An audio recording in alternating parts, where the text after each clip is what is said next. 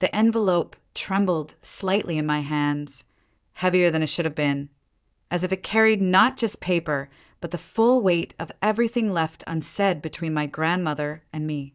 The cream-colored stationery, stamped with the neat, looping script of Margaret Anderson, lay untouched for nearly an hour on the kitchen table, while James Carter sat across from me, nursing a second cup of black coffee and stealing glances in my direction. Outside, Richmond wore its late spring gloom like a shroud, the clouds hanging low and heavy, and in that dim, suffocating light, every decision seemed sharper, every regret deeper.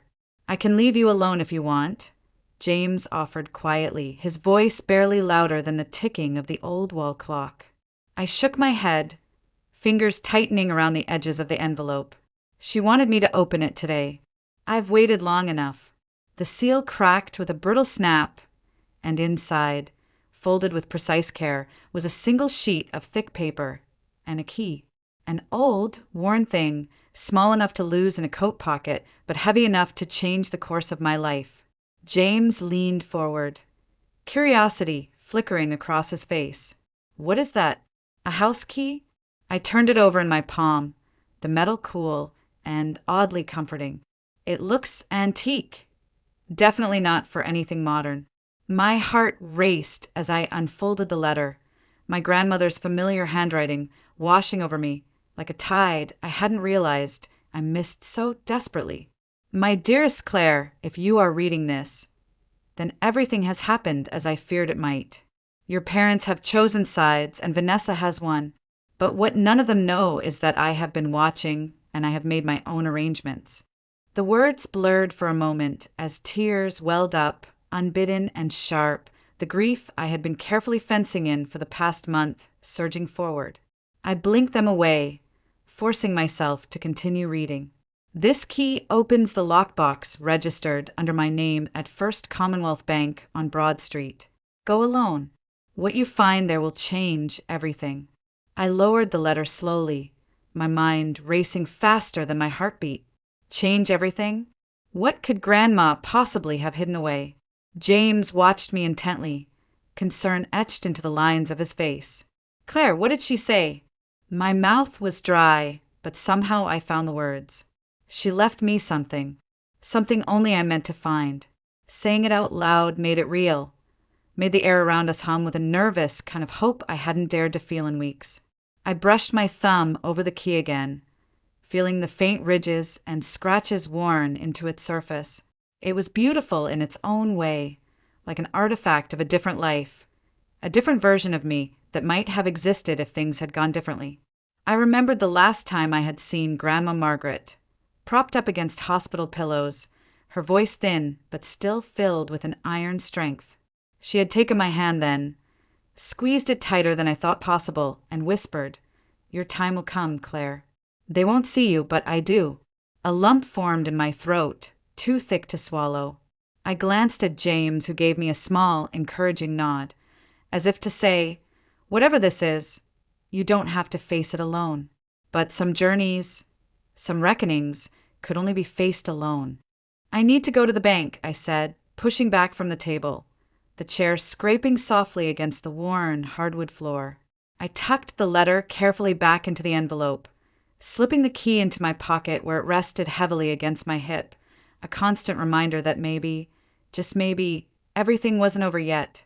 As I grabbed my coat and headed for the door, James called after me, "Be careful, Claire, and whatever you find, remember it's yours, not theirs." I paused for just a heartbeat on the threshold, the weight of his words settling deep into my bones.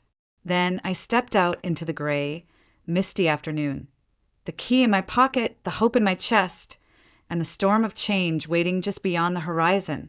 The ballroom shimmered under 1,000 crystal lights, every inch dripping in luxury, every guest adorned in designer fabrics and practiced smiles, and yet, standing at the edge of the room in my modest navy dress, I had never felt smaller. Vanessa was in her element, gliding effortlessly between groups of our parents' wealthy friends, laughter sparkling from her lips like champagne bubbles. Peter trailed behind her, his hand never straying far from her waist, his polished smile firmly in place. I clutched my glass of water tighter, the condensation making it slip slightly in my hand. James had offered to come with me tonight, but I'd refused. Some humiliations were better witnessed by no one. I watched as my father climbed the small platform at the center of the room, tapping his glass with a fork. Conversations dimmed to murmurs, then to silence. "I want to thank everyone for coming tonight," he began, his voice strong, steady, brimming with pride. "This evening isn't just about celebrating another successful year for Anderson Financial Group.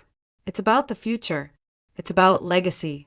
I felt a pit form in my stomach even before the words left his mouth. Effective immediately, he continued, glancing fondly at Vanessa and Peter. "My daughter Vanessa Anderson Roberts and her husband Peter Roberts will assume the roles of co-presidents of Anderson Financial Group. Margaret and I will remain as advisors during the transition, but the future of the company now rests in their capable hands."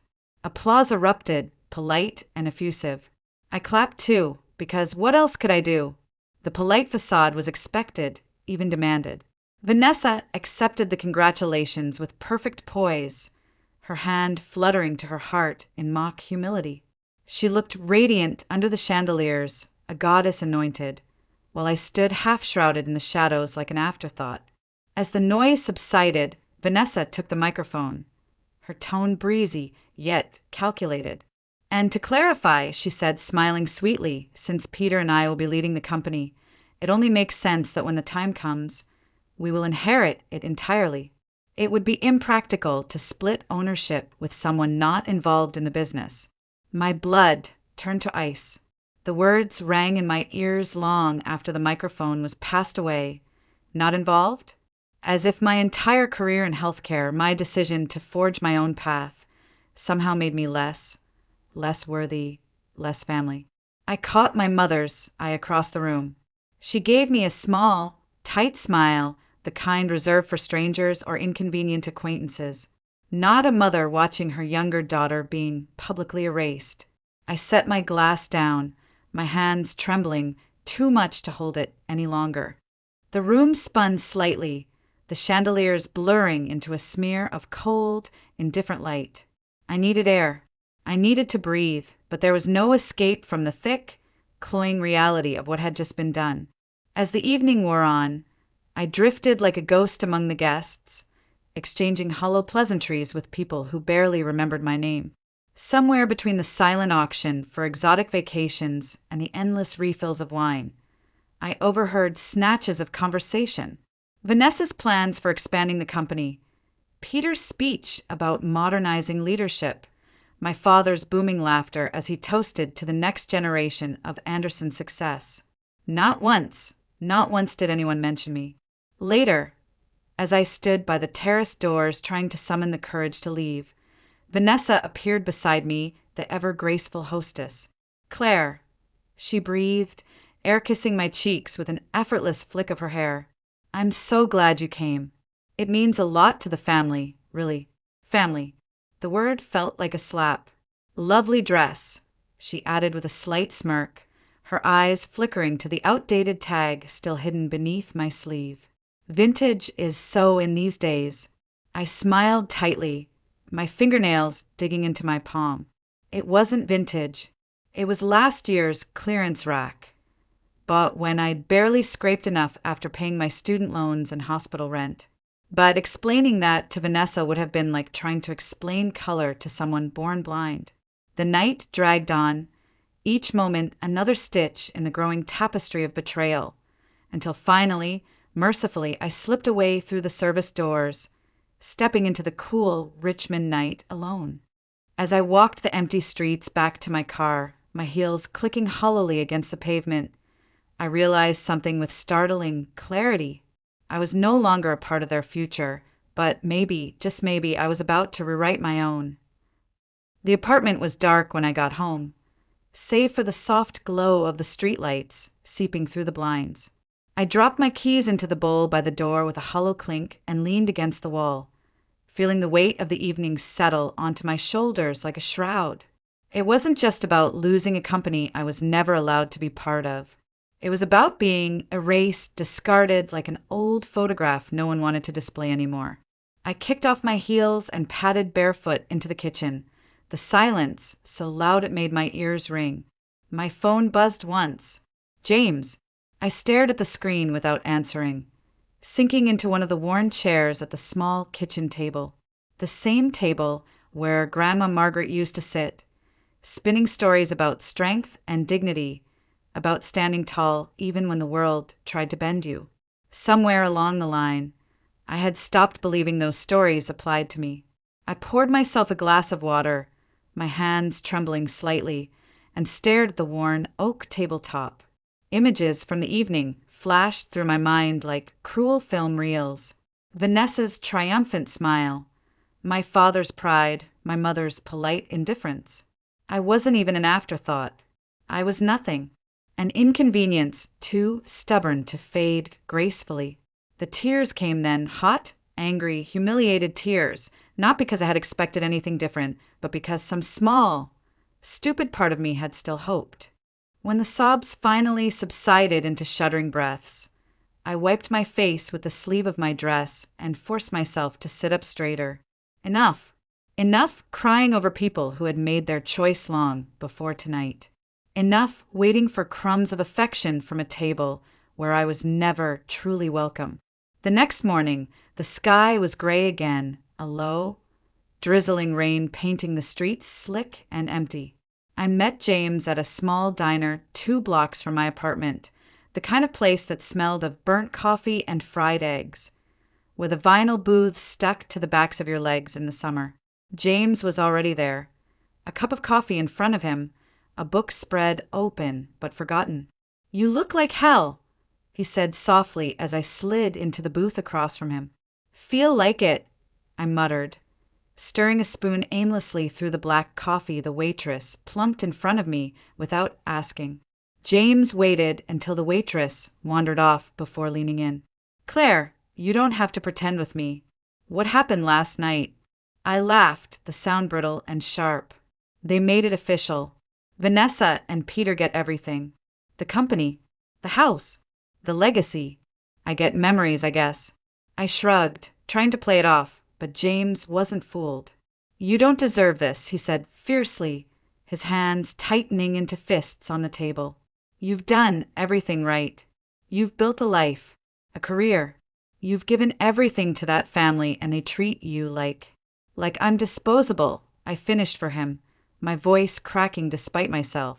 James exhaled slowly, struggling for words. Finally, he said, "You're not. You never were." I stared down at the swirling black surface of my coffee, wanting to believe him, but the years of being overlooked, passed over, dismissed, they weighed heavier than any words could lift. "Maybe I should just accept it," I said quietly. "Maybe this is just how it is." James shook his head. "No, you deserve more, Claire, and you're stronger than you think." His conviction burned bright, but it was the memory of Grandma Margaret's voice that stirred something inside me. "Your time will come, Claire. They won't see you, but I do." I straightened slightly, a flicker of something fierce and stubborn, igniting in my chest. I didn't know what the key in my pocket would unlock, but maybe, just maybe, it was the door to something bigger than the life they had allowed me to have. James caught the change in my posture and smiled, a slow, knowing smile. "There she is," he said, tapping the side of his mug. For the first time in weeks, I managed a small, real smile back. It didn't erase the hurt. It didn't erase the betrayal. But it reminded me I was still here. I was still standing. And maybe, just maybe, I wasn't as powerless as they thought. The First Commonwealth Bank on Broad Street looked exactly the same as it had 20 years ago when Grandma Margaret used to bring me along to deposit checks, solid, imposing, with brass fixtures and heavy oak doors that seemed designed to intimidate. I paused outside for a moment, the key burning a hole in my pocket, my heart hammering against my ribs like a prisoner desperate to escape. It felt surreal, as if I were about to walk into a different life and leave the old Claire behind on the sidewalk. Inside, the air smelled faintly of lemon polish and old money. A young woman in a neat navy suit approached, her heels clicking sharply against the marble floor. "Good morning," she said with a professional smile. "How may I help you?" I fished out the envelope, now slightly worn from constant handling, and unfolded the small note bearing the safe deposit box number. "I'm here to access a lockbox registered under Margaret Anderson." The woman's smile flickered slightly at the name, as if it meant something, or maybe I was just imagining it. She nodded and motioned for me to follow her. Down a narrow hallway lined with portraits of serious men and stern-faced women, we reached a small, private room. She handed me a clipboard. "Please sign here. You'll have complete privacy once inside." Her tone was kind but brisk, as if she knew that whatever waited behind that steel door was no ordinary errand.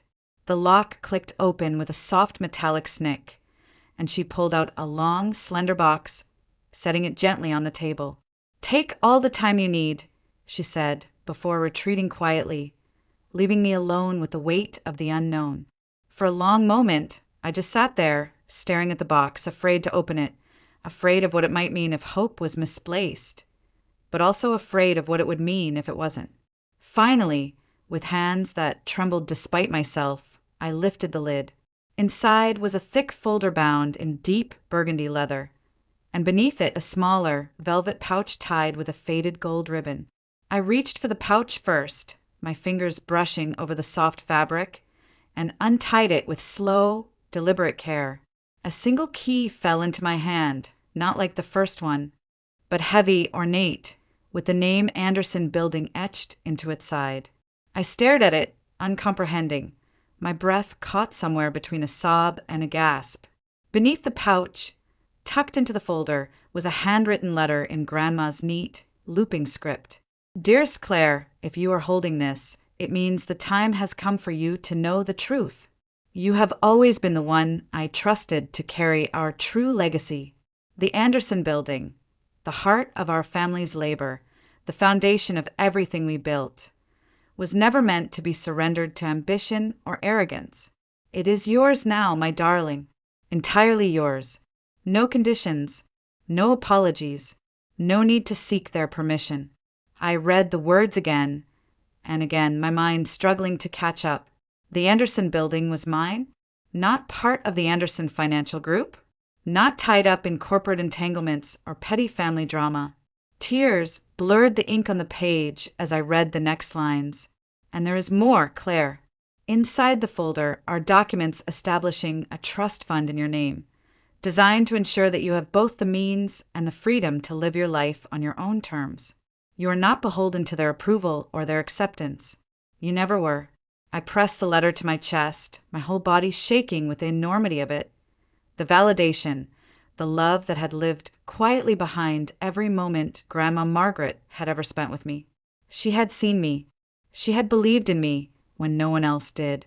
I opened the folder next, scanning the neatly organized documents. Property deeds, trust certificates, letters of instruction. Legal terms blurred into insignificance against the roar of hope flooding my veins. For the first time in what felt like forever, the future wasn't a locked room with Vanessa holding the key. It was a wide open door, and I had the right, no, the obligation to walk through it. I stood slowly, the key clutched tight in my hand, the folder pressed against my side, feeling a strange mixture of terror and exhilaration. Grandma hadn't just left me assets. She had left me a weapon, a chance to rewrite the ending they had already written for me, and I intended to use it. The days that followed passed in a strange, heightened silence, as if the world itself was holding its breath, waiting for me to decide what kind of woman I was going to become. I went to work at the hospital as usual, moving through my shifts with steady hands and careful smiles. But something inside me had shifted, tectonic and irreversible. At night, I sat at my tiny kitchen table, poring over the documents from the lockbox, learning every clause, every term, every right Grandma Margaret had secured for me. James noticed the change before I even said a word. One evening, after a long shift, he stopped by with takeout and found me surrounded by papers and open books, highlighters scattered like fallen soldiers across the table. "Claire," he said, leaning against the doorway, a container of lo mein forgotten in his hands. "You're planning something." I looked up at him, meeting his eyes without hesitation for the first time in what felt like years. "I'm not just planning," I said, quietly. "I'm preparing." He didn't ask for details. He didn't need to. James knew better than anyone the kind of battles I was used to fighting. The silent wars where the only weapons were patience and endurance. But this time, I had something more powerful. I started visiting lawyers during my lunch breaks, sitting across mahogany desks and discussing trust structures, property law, business succession rights. I learned about forensic accounting, about leverage, about the ways power could be quietly, legally, unassailably shifted. I met with an independent financial advisor, someone Grandma had quietly arranged years ago, a woman named Diane who smiled knowingly when I introduced myself. "Margaret said you'd come when you were ready," she said, sliding a thick portfolio across the table. Ready. I wasn't sure if I was ready, but I was willing. Evenings blurred into nights as I built my plan piece by careful piece, each document another stone laid in the path toward reclaiming what should never have been taken. I wasn't driven by revenge, not really. I was driven by the quiet, aching need to be seen, to matter, to prove that erasing me from their plans didn't erase me from existence. Sometimes doubt crept in during the long hours after midnight, whispering that maybe this was foolish, maybe I should let it go. But then I would picture Vanessa's triumphant smile, my mother's indifferent nod, my father's cold, proud speech, and the fire inside me would flare hotter than before. Grandma had trusted me, not just to survive, but to thrive. One Friday night, as a spring storm lashed rain against my windows, I stood in front of the bathroom mirror, studying my reflection.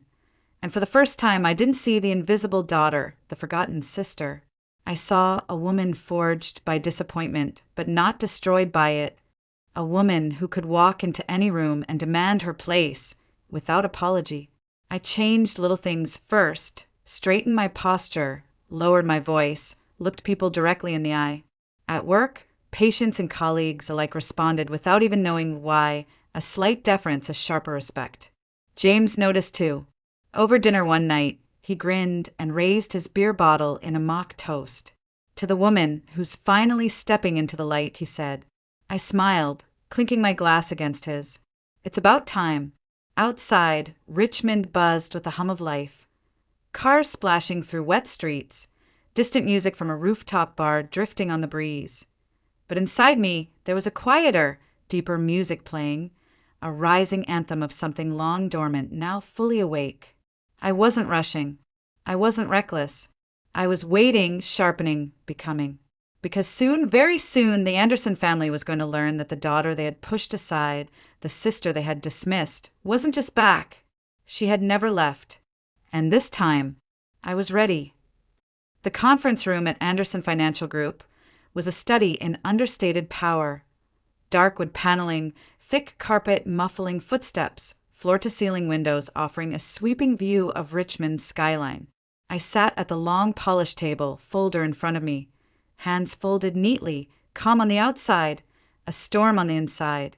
Across from me sat my parents, Margaret and Harold Anderson, as poised as ever.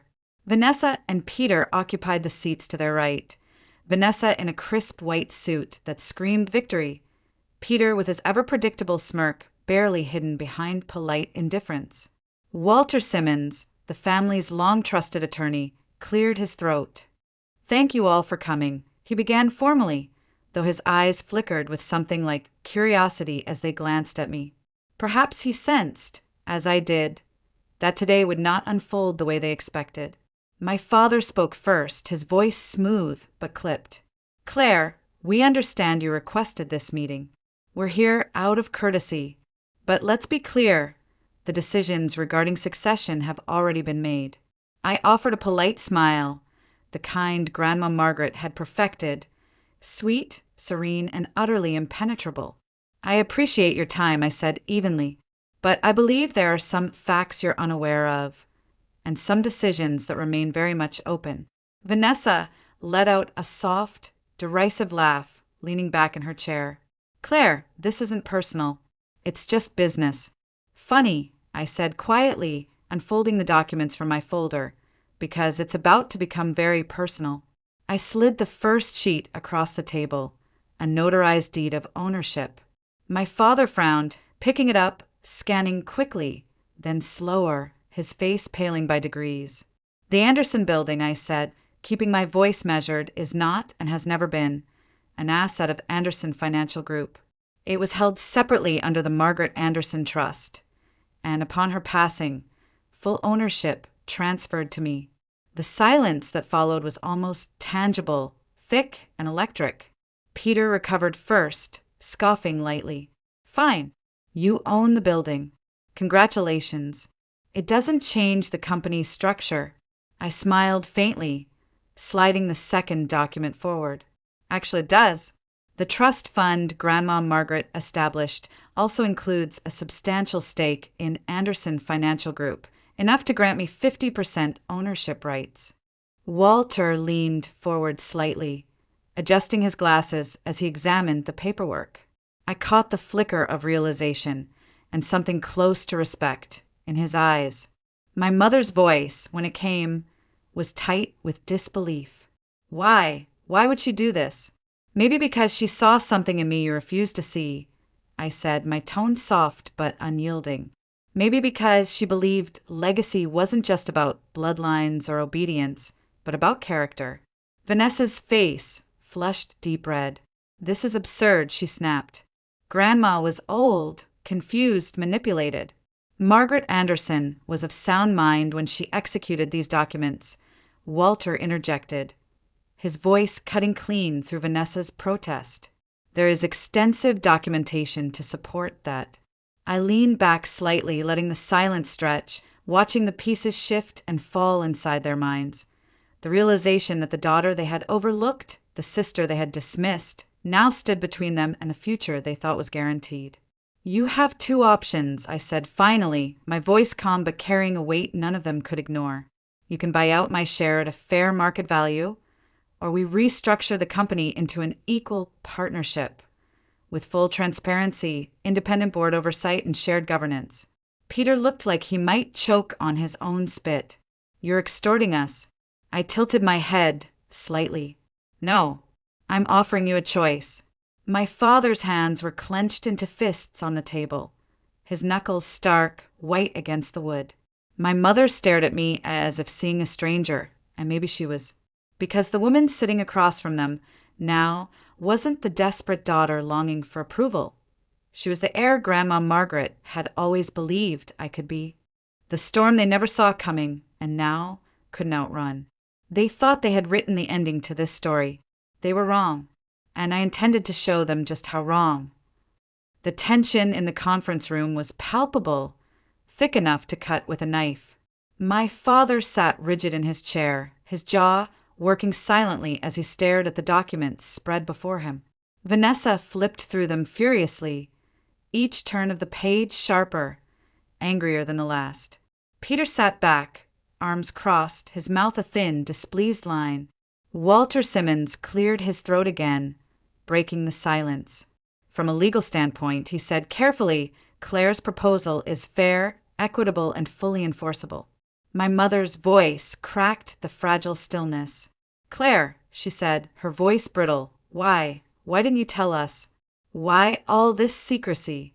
I looked at her, really looked, and for the first time I wasn't a child begging to be loved. I was a woman, standing fully in her own power. Because you never asked, I said simply. Because you never cared enough to wonder if I had anything to say, anything worth hearing. A flicker of hurt crossed her face, quickly masked, but not quickly enough. Walter pushed a revised agreement across the table. If you choose to accept Claire's terms, Anderson Financial Group will transition to a dual ownership model. Claire and Vanessa will hold equal voting rights. An independent board member will be appointed to break any deadlocks. The Anderson building will remain Claire's sole property, and the company will lease the space from her at market rate, unless renegotiated otherwise. Vanessa slammed the folder shut. This is a hostage situation, she hissed.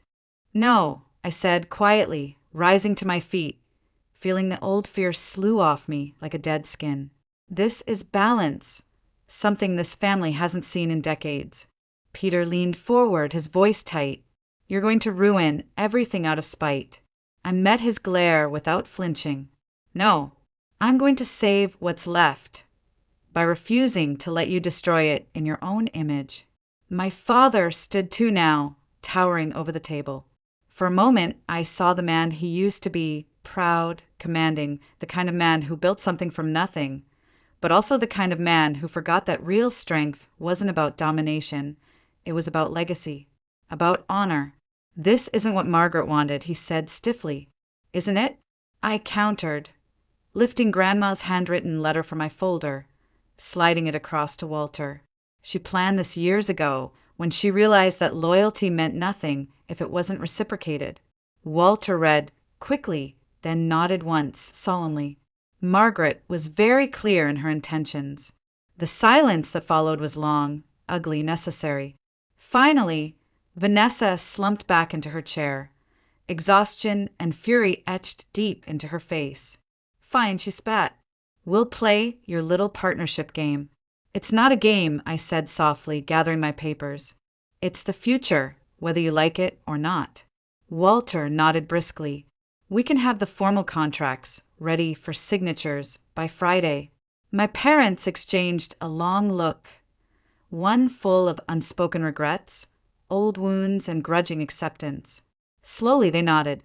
It was done. Not with the applause Vanessa had imagined for herself.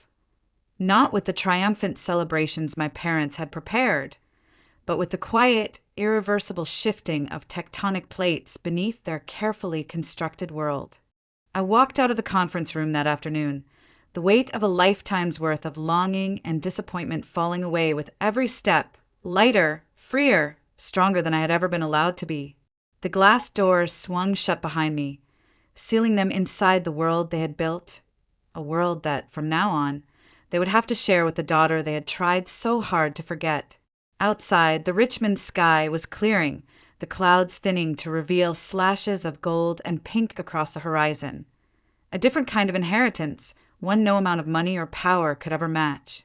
Freedom, respect, self-worth. And as I walked into the fading light, the key to my future, to my true legacy, nestled safely in my pocket, I realized that Grandma Margaret hadn't just saved the building, she had saved me.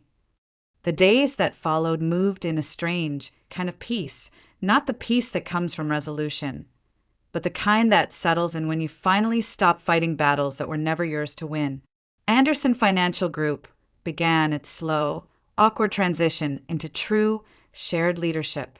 Contracts were signed, procedures were restructured, meetings that once would have excluded me now required my voice at the table. Vanessa remained cold, professional, distant, but she no longer dismissed me with the casual arrogance of old. Peter, too, kept his distance, his ambitions checked by the new order Grandma Margaret had ensured. My parents, well, some things healed slowly, if at all. My mother tried in her way, reaching out with tentative brunch invitations and texts filled with small talk. My father stayed mostly silent, his pride too deep, too brittle to bend so soon. I answered politely, distantly, setting boundaries not with anger, but with the quiet certainty that I was no longer the child desperate for scraps of affection. I focused instead on my own life, on the building that now belonged to me, a towering reminder that legacies are not gifts, they are earned, claimed, protected. I spent weekends at the Anderson Building, walking its marble halls, restoring old offices to their former glory, breathing life back into a place that had once been the beating heart of our family's dreams. I hired architects to preserve its historical charm while modernizing the essentials. I leased out unused floors to small businesses, young entrepreneurs who, like me, knew what it meant to build from nothing but grit and vision. Each morning, when I unlocked the front doors and stepped inside, I felt it, the pulse of possibility, the echo of all the dreams Grandma Margaret must have carried when she first laid the foundation stones with her own two hands. Sometimes I would pause in the grand lobby, look up at the old brass chandelier, and whisper a silent thank you for her faith, her love, her fierce refusal to let me be erased. James remained my steadfast ally, cheering me on with quiet pride, celebrating small victories, reminding me on the hard days that strength isn't always loud. Sometimes it's the steady, stubborn choice to keep showing up. It wasn't perfect. There were days when the loneliness crept in, when memories of what could have been if my family had chosen differently haunted the edges of my mind. But those moments grew fewer, weaker, drowned out by the life I was building for myself. One Saturday evening, standing alone on the rooftop of the Anderson building, watching the sun dip below the Richmond skyline, painting the world in shades of molten gold, I realized something profound. I hadn't just inherited property or power or position. I had inherited freedom. The freedom to define myself, to stand without apology, to shape my own legacy, not in reaction to the family that tried to diminish me, but because of the woman I had chosen to become. Grandma Margaret had seen that potential, and through her final, brilliant act of love, she had handed me the tools to uncover it. As the wind stirred around me, lifting my hair and carrying with it the scent of the city, old brick, new asphalt, blooming dogwoods, I smiled to myself. Small at first, then wider, brighter, the kind of smile that came from deep within, from places no betrayal could touch. This wasn't the ending they had written for me. This was my beginning, and I was just getting started.